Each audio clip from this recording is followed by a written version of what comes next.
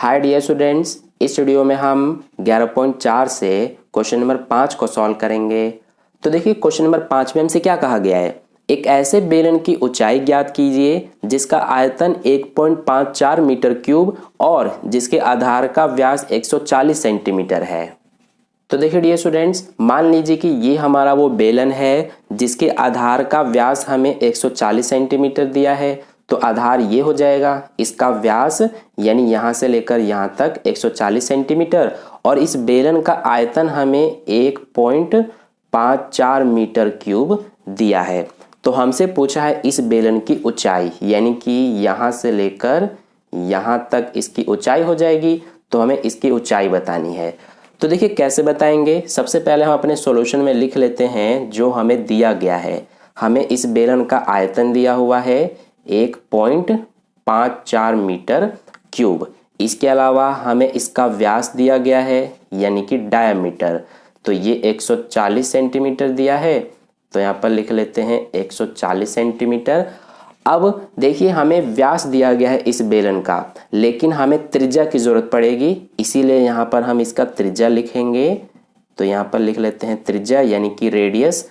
तो कैसे निकालेंगे हम, इसके लिए जो व्यास दिया है इसमें हम 2 से भाग कर देंगे क्योंकि त्रिज्या व्यास की आधी होती है। तो 2 से 140 को भाग करेंगे तो ये आ जाएगा 70 सेंटीमीटर। अब ध्यान दीजिए, हमारा जो व्यास है वो तो सेंटीमीटर में दिया है, इसीलिए त्रिज्या भी सेंटीमीटर में आया है, लेकिन आयतन हमें मीटर में दिया हुआ है। ठीक है, तो इसीलिए दोनों के यूनिट्स अलग अलग हैं, तो हम दोनों के यूनिट्स को सेम करेंगे यानी कि एक जैसा। तो हम क्या करेंगे कि त्रिज्या जो है ये सेंटीमीटर में है, इसको भी मीटर में बदलेंगे। तो इस 70 सेंटीमीटर को मीटर में बदलने के लिए हम 70 में 100 का भाग कर देंगे, क्योंकि 1 मीटर में 100 सेंटीमीटर होता है, इसीलिए इसको 100 से भाग करेंगे तो ये मीटर में आ जाएगा। तो देखिए अब यहाँ पर ये 1 0 से 1 0 कटेगा तो ये बचेगा 7/10 और ये हमारा मीटर में आ गया। ठीक है, तो इस तरह से हमारा त्रिज्या 7/10 मीटर हो गया। अब हम बताएंगे इस बेलन की ऊंचाई। तो इसके लिए सबसे पहले जो हमें दिया है वो लिख लेते हैं। हमें इस बेलन का जो आयतन है ये दिया हुआ है 1.54 मीटर क्यूब।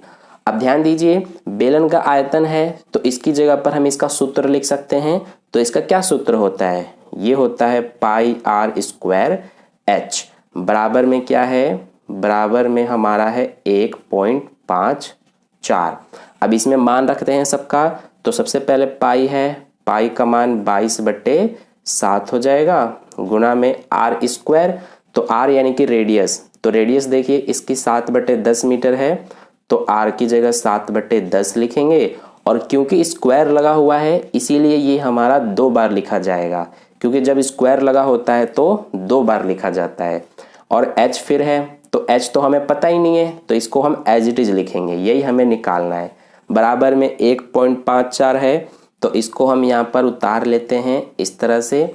अब यहाँ पर देखिए ये हमारा एक साथ से ये एक साथ कट जाएगा, तो अब जो बचा हुआ है उसको हम क्या करेंगे कि बराबर के इधर ले जाएंगे, क्योंकि हमें h का मान निकालना है। तो इसको एज इट इज लिखेंगे और बाकी इन सभी को बराबर के इधर ले जाएंगे।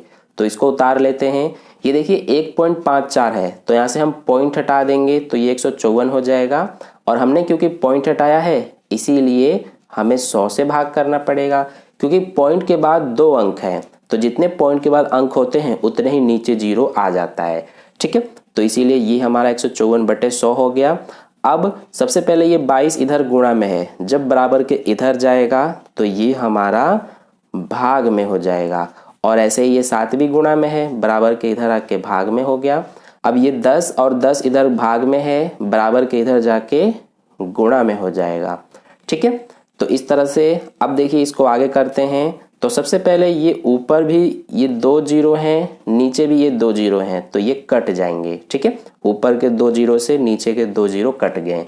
इसके अलावा ये दोनों भी कटेंगे 22 के पहाड़े से, ये 22 से कम 22 और ये 22 सत्ते 154। इसके अलावा ये देखिए ये दोनों भी कटेंगे 7 के पहाड़े से, 7 से कम 7, ये 7 से कम 7। तो हमारे पास अब क्या बचा, h बराबर में ऊपर 1 बचा हुआ है, नीचे भी 1 गुना 1 1 ही आएगा। तो 1/1 का मतलब क्या है, h बराबर 1/1 का मतलब 1 है। और ये जो हमारा h आया है 1, तो ये सारा हमें क्योंकि मीटर में दिया है, आयतन भी मीटर में है और त्रिज्या भी मीटर में है, तो इसीलिए h जो है ये 1 मीटर, ये भी हमारा मीटर में ही आएगा। ठीक है, तो इस तरह से जो हाइट है यानी कि ऊंचाई इस बेलन की वो 1 मीटर है। तो ये हो गया हमारा क्वेश्चन नंबर 5 का सॉल्यूशन कंप्लीट। आई होप आपको अच्छे समझ में आ गया है। अगर आपको वीडियो अच्छा लगा है तो वीडियो को लाइक कर देना, अपने दोस्तों के साथ भी शेयर कर देना, और अगर आप चैनल पर नए आए हैं तो चैनल को सब्सक्राइब करके बगल में जो बेल आइकन आता है उस पर ऑल नोटिफिकेशन पे क्लिक कर लेना, ताकि नेक्स्ट वीडियो जैसे ही अपलोड की जाए उसका नोटिफिकेशन सबसे पहले आपको मिल जाए। मिलते हैं फिर नेक्स्ट क्वेश्चन के लिए नेक्स्ट वीडियो में। धन्यवाद।